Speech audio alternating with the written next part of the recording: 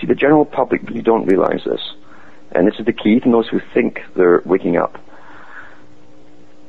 A long time ago, a group of people, very wealthy people, who owned the establishment of their day, decided to make war on the populace of the entire planet. And they have been at all-out war for a long, long time. Since the 1950s, it stepped up with direct inoculations for youngsters or even 2-year-old children. Now it's even younger. They discussed techniques of getting chemicals to attack the brain, biowarfare.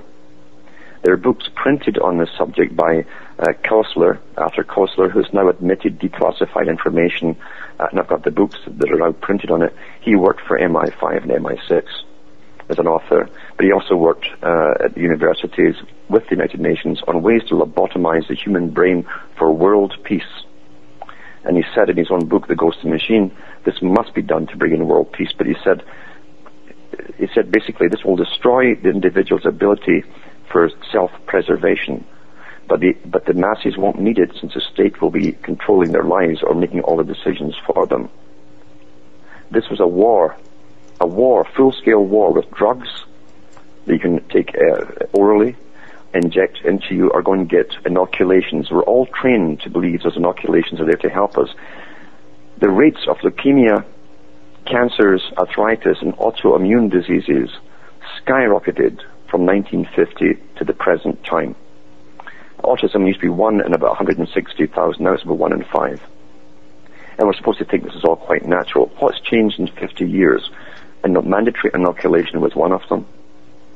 Remember, these facilities who make the inoculations are the big pharma companies. The same big pharma companies that went under the umbrella of IG Farben that set up the Nazi war machine. Like Baxter Laboratories has been in the papers recently for sending out live flu vaccine. They even flew one by mistake, supposedly.